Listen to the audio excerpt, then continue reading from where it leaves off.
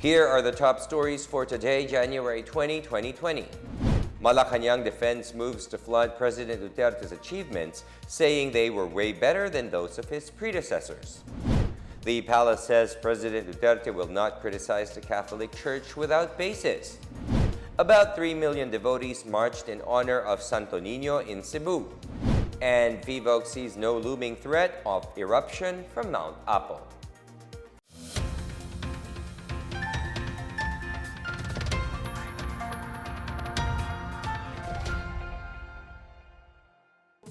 Good day, I'm William Theo. Welcome to the PNA Newsroom.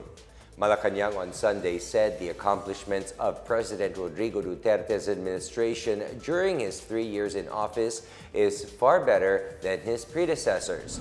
According to presidential spokesperson Salvador Panelo, the current administration is trumpeting its feet halfway through Duterte's 6 years term because it was proud of the president's legacy as the country's chief executive.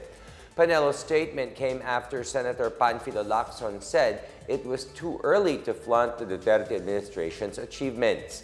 Panelo said Duterte's accomplishments in 3 years' time is being trumpeted because of its exemplary compared to the previous administrations. On Friday, the Presidential Communications Operations Office, or PCOO, launched the Duterte Legacy campaign that touts the successes, gains, and even the sacrifices of the present administration to improve the lives of Filipino people. The campaign focuses on the Duterte administration's progress in 3 pillars, namely peace and order, infrastructure development, and poverty alleviation. The House of Representatives has reaffirmed its commitment to pass President Duterte's priority measures to help sustain the administration's legacy. House Speaker Alan Peter Cayetano said top billing the priority list are the 3 proposed departments: Department of Disaster Resilience, Department of Overseas Filipinos, and Department of Water. Also included in the priority measures are the tax reform bills as well as the health and social services. House Majority Leader Martin Romualdez echoed Cayetano's statement, noting that the House aims to pass the measures proposing the creation of 3 departments before the next adjournment in March. Romualdez vowed to work harder by approving Duterte's legislative agenda aimed at making the life of Filipinos more comfortable. Malacanang is open to a lawmaker's proposal to create a commission that will oversee the rehabilitation of areas in Batangas and Cavite affected by Taal volcano's eruption. Presidential spokesperson Salvador Panelo said all good proposals will be studied and implemented for the benefit of the public. Senate President pro tempore Ralph Recto, who is a native of Batangas, earlier expressed his intention to file a bill creating a Taal Commission to be patterned after the Pinatubo Commission that helped victims of the 1991 volcano eruption in central Luzon.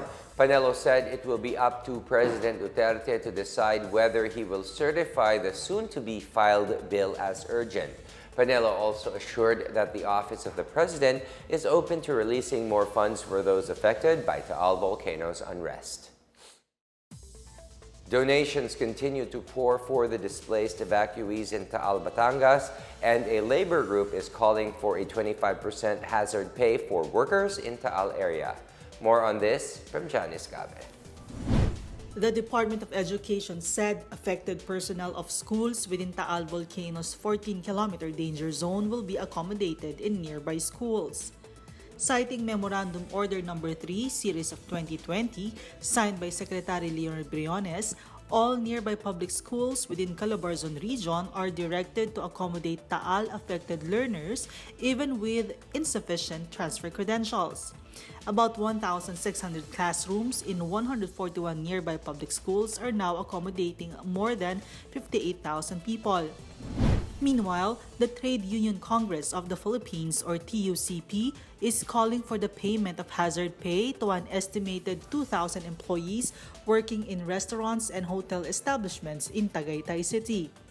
TUCP Party List Representative Raymond Mendoza said Workers in establishments and members of the media who are working within the danger zone of the Taal volcano are entitled to a minimum of 25% hazard pay. Donations are pouring in for the displaced evacuees in Taal, Batangas. South Korea on Friday donated $200,000 or approximately 10 million pesos to the Philippines for the 45,000 evacuees in Taal. Korean Ambassador Han Dong-man handed the check to Senator Richard Gordon, chairman of the Philippine Red Cross, at the PRC Tower in Mandaluyong City. The South Korean government has been providing humanitarian aid to the Philippines through Red Cross to assist communities affected by various natural disasters. It also provided assistance for civilians displaced by the conflict in Marawi City in July 2017. For the PNA Newsroom, I'm Janice Cave. Still to come, Malacanang says President Duterte will not criticize the Catholic Church without basis. About 3 million devotees march in honor of the Santo Niño in Cebu. More on these when the PNA Newsroom continues.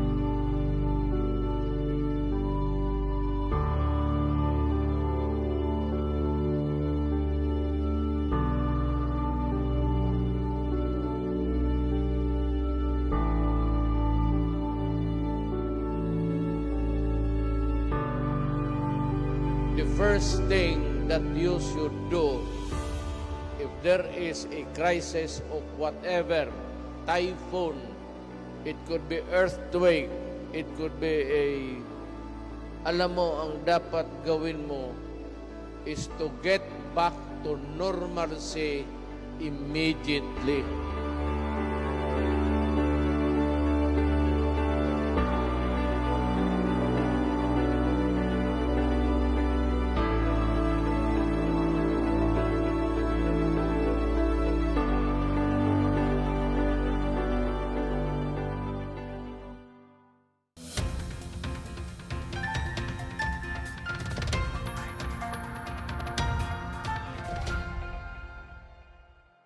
Malacanang on Sunday said President Rodrigo Duterte will not launch a series of tirades against the Catholic Church without any basis. In an interview, presidential spokesperson Salvador Panelo said it is no secret that Duterte has personal grievances against Catholic Church leaders. He, however, said Duterte's attacks will always have a basis and his tirades are based on personal experiences. During the celebration of the 120-year existence of Baptist churches in the Philippines on Thursday, Duterte took pride that he was the first politician who spoke against the leaders of the Catholic Church for their supposed abuses. Duterte has persistently slammed the Catholic Church, which is critical of his administration's policies and programs, including the anti-narcotics campaign. He has also revealed that he was once a victim of sexual abuse by a priest when he was young. The chief executive attempted to mend ties with the Catholic Church when he created on June 25, 2018, a four-man panel that is tasked to hold a dialogue with various religious groups. However, the committee seemed to have failed to reconcile with the leaders of the Catholic Church. Despite his verbal attacks against the Catholic Church, Duterte on Thursday said he has deep and abiding faith in God. Duterte, for the first time, is scheduled to lead the Sinulog Festival in Cebu City Sunday afternoon. Senator Cynthia Villar and Finance Assistant Secretary Antonio Lambino on Friday met with sugar industry leaders in La Carlota City in Negros. Villar, who chairs the Senate Committee on Agriculture, reiterated the need for the sugar industry to be globally competitive since the imports liberalization will take place in just a matter of time. Given the global competition, Villar said the industry should also focus on the developmental aspects funded under the Sugar Industry Development Act. Villar pushed for the creation of the National Sugar Program to be supervised by the Department of Agriculture to ensure that the Industry Development Fund will be fully utilized. Assistant Secretary Tony Lambino II said the Department of Finance wants to learn more about the sugar industry and understand their concerns to make it globally competitive.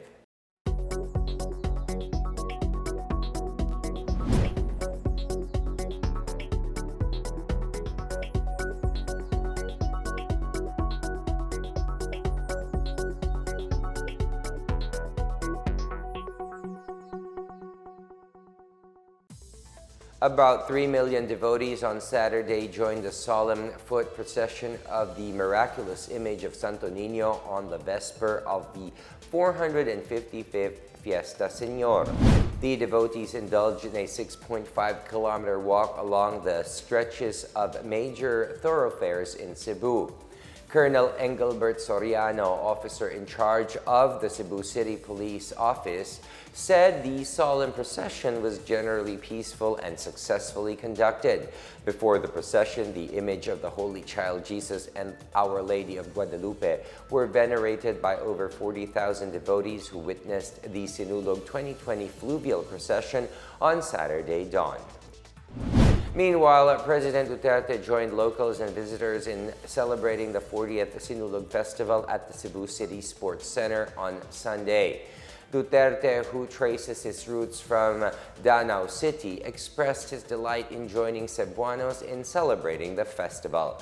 The president was joined by Senator Christopher Lawrence Bongo, PCOO Secretary Martin Endanar, Cabinet Secretary Carlo Nograles, and Presidential Assistant for the Visayas Secretary Michael Lloyd Dino. Mayor Edgardo Labella thanked the president for responding to his invitation to be the city's guest of honor. Labella said Duterte was the second president to grace a Sinulog event. The first was former President Gloria Macapagal Arroyo in early 2000. Parents and anti-communist groups staged a rally in front of the Department of Labor and Employment Office on Monday. The League of Parents of the Philippines, Hands Off Our Children, and La Liga Independencia were joined by mothers of recruited students who are now full-time members of various militant groups. The groups called on Labor Secretary Silvestre Bello III to address the long-standing communist insurgency and curb recruitment among youth. They also opposed plans to resume peace talks and called for the arrest of Communist Party of the Philippines founder Jose Maria Sison. Police arrest 2 notorious drug pushers in Aurora Province. Meanwhile, the military condemns a landmine attack by the New People's Army in Surigao del Norte. More on these and other news from the provinces from Joyce Cudis. 2 notorious drug pushers were arrested during a buy-bust operation in Bel Air, Aurora on Sunday. Captain Ferdinand Beatriz Osita, Chief of Police of Bel Air Police Station, identified the 2 suspects as Carlos Molina II of Purok 4, Barangay Calabuanan, Bel Air, and Kimberly Tan of Tuguegarao, Cagayan. Molina was monitored many times selling shabu, while Tan, a surf instructor, reportedly distributes marijuana to tourists, surfers, and local drug users, whom she claimed her clients. Meanwhile, the Army's 30th Infantry Battalion has condemned the landmine attack by the New People's Army on the La Dragon-Sapa Road in Clevertown, Surigao del Norte on Friday night. The attack was staged by the members of Sandatahang Unit Propaganda under Guerrilla Front 16 of the NPA's Northern Mindanao Regional Committee. The attack happened on a road leading to the declared Peace and Development Zone in the areas of Lahi, Sico-Sico, and Kamanonan in neighboring Gigacat Town, Surigao del Norte. Pursuit operations are ongoing against the rebels responsible for the landmine attack. In other news, the PNP is targeting a record 0 major incident during the ongoing celebration of Ati-Atian Festival in Calibo Town, Aklan. Most of the incidents recorded were alleged theft, snatching, and some commotion among drunk revelers. More than 1,700 police from the Aklan Police Provincial Office are manning the festival, which culminates on Sunday. The police also installed CCTV cameras in different areas of the town to monitor the security. Siargao Island have expressed preparedness to host the upcoming 2020 Caraga Regional Athletic Meet. The sporting event is slated from March 7 to 15 in the town of Dapa in Siargao Island and will be hosted by the Department of Education Siargao Division. Around 8,000 to 9,000 athletes, school officials, and parents are meeting to attend the upcoming regional meet. For the PNA Newsroom, I'm Joyce Cudis. Up next, PHIVOLCS sees no looming threat of eruption from Mount Apo. And Bolinao, Pangasinan records over 500,000 tourist arrivals in 2019. The PNA Newsroom returns after these reminders.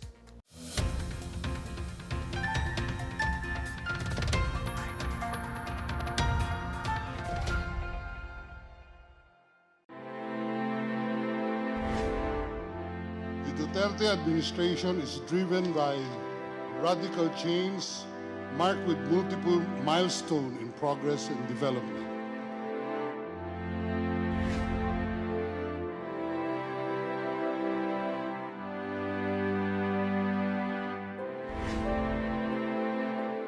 Among these milestones is the advent of the Philippines' golden age of infrastructure through the Build, Build, Build program. Poverty incidence among our countrymen has decreased. Hindi natin nakalimutan ang kapakanan ng ating kapwa Pilipino.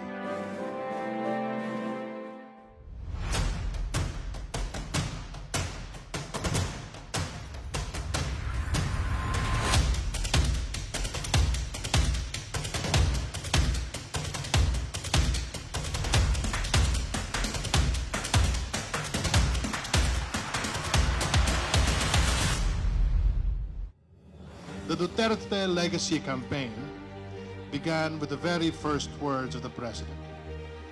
No leader can succeed without the support of the people. Leadership indeed draws its strength from the people. The women and men whose culture of work magnifies the President's policies and programs through the Duterte Legacy Campaign. Trust and confidence in the capacity and ability of their government to make their lives better, to make their lives safer, to make their lives healthy. Wala ni isa man sa ating mga kababayan ang mapag-iwanan.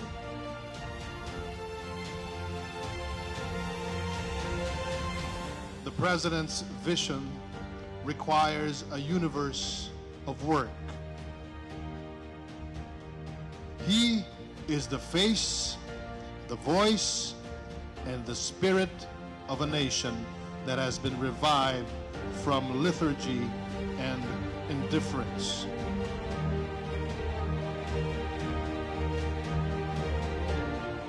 Legacy means to bequeath, a gift handed down from one generation to the next. Ibig pong sabihin, pamana. Pero nagkamali ako. Ang rehab pala ay lugar na kung saan tinutulungan kang magbago. This administration took the leap in passing the Universal Healthcare Law. Natanggap ko ang isang napagandang biyaya, ang aking appointment bilang Teacher 1. Hindi po hadlang ang kahirapan, edad, o estado nyo sa buhay para hindi nyo maabot ang mga pangarap nyo. Kayo ang mga buhay na saksi na kayang isabuhay ang tunay na pagbabago sa ating bansa. Matatag, maginhawa, at panatag na buhay para sa Pilipino. Ito po ang pamana ni Pangulong Duterte.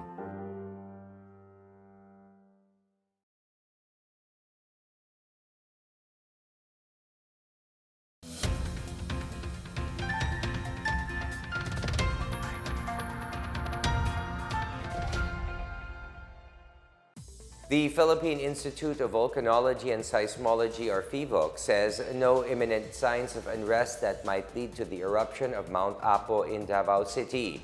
PHIVOLCS Director Renato Solidum Jr. said no abnormal activity has been observed from Mount Apo.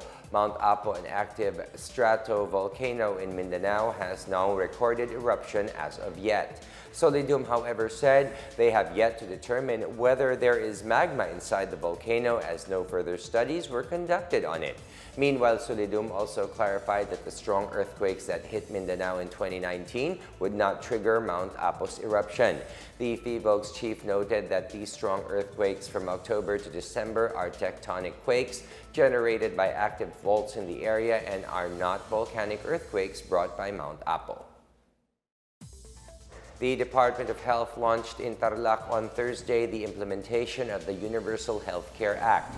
The DOH, in partnership with the provincial government of Tarlac and PhilHealth, led the launching at the Jose Villap Sports and Recreational Complex. In a message, DOH Regional Director Cesar Casion cited the importance of concerted and collaborative effort to achieve the goal of universal health care. He said a healthcare system should be appropriate, adequate, relevant to the people's situation, and responsive to their needs. Governor Susan Yap vowed her administration's full support to the implementation of the Universal Health Care Act. The UHC launching serves as the orientation for local chief executives, health professional groups, and concerned non-government organizations on how the law will be implemented. Tourist arrivals in Bolinao town in Pangasinan have jumped by 48% to reach over 532,000 in 2019 from about 359,000 the previous year. Municipal Tourism Officer Mary de Guzman said the most visited place in Bolinao is the White Sand Beach in Barangay Patar and the Three Falls. The other tourist attractions in the town are the Silaki Giant Clam Nursery, Dewey Sandbars, St. James Great Parish, one of the oldest Catholic churches in the country, Cape Bolinao Lighthouse, Balisagasay River, among others. De Guzman attributed the increased tourist arrivals to the local government's active promotion, together with the media and continuous improvement of facilities and services offered to tourists. The municipal government launched in November last year its tourism website, which provides information about the tourism destinations with contact numbers and price list and other services the town has to offer. The 4th Infantry Division in Mindanao is celebrating its 50th founding anniversary this month. The military has launched activities highlighting the importance of unity in the community in bringing peace and development. More on this from Reshi Takuba. Commemorating the triumphs in obtaining sustainable peace and development in northern Mindanao and Caraga regions, the Barrio Pista sa Campo underscores the 4th Infantry Division's 50th founding anniversary, January 15. Major General Nemesio Gacal, 4th ID Commander, said the Barrio Pista sa Campo is the military's way to contribute to the socio-economic activity in the region by displaying local delicacies and featuring places to visit throughout the region. Pista sa Campo is a celebration of our heritage, the importance of barrio as a community, and the bayanihan spirit that thrives in that community. The booth and displays that we are seeing now is a product of collaboration and cooperation between and among the soldiers and the communities they serve. The culture-rooted Barrio Pista sa Campo highlights an open street activity including the Tiangge that will run for 3 weeks, January 15 to February 5. Booths are open from 8 a.m. to 10 p.m. for soldiers, dependents, partner stakeholders, and civilian local populace. We are blessed. 4th ID covered ang Northern Mindanao dahil ang gagaling ng ating mga commanders, no? Malaking tulong ang national defense, serving the people and securing the land. We would not be where we are now kung wala ang armed forces. Without confidence, Mayor Oscar Moreno said no one will invest billions of hard-earned money in a place where there is no certainty and where peace and order would remain a big question mark, especially to the people in Mindanao who had been victims of situations in the past that had not only curtailed but also set back the gauge that had been painstakingly achieved. The 4th Infantry Division prepared series of activities to celebrate the years of successful convergence of efforts with regional line agencies and partner stakeholders embracing generally peaceful and progressive region. The activities include night cafe that would go along with live bands playing nightly from 6 p.m. to 10 p.m. at Camp Evangelista, Cagayan de Oro City, bailihan or benefit dances done every Saturday night, fun run, fashion show, and more. For the PNA Newsroom, Retchi Paculba, Philippine Information Agency, Cagayan de Oro.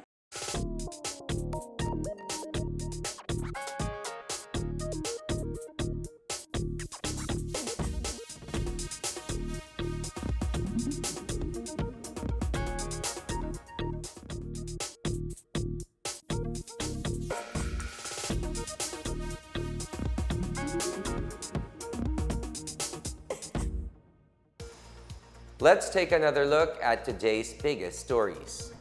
Malacanang defends moves to flaunt President Duterte's achievements, saying they were way better than those of his predecessors.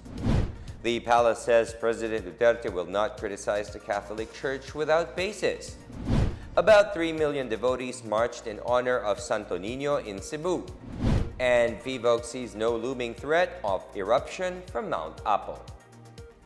Thank you for watching another episode of the PNA Newsroom. To check out more news content, check our webpage or head on to the Philippine News Agency's Facebook and Twitter accounts.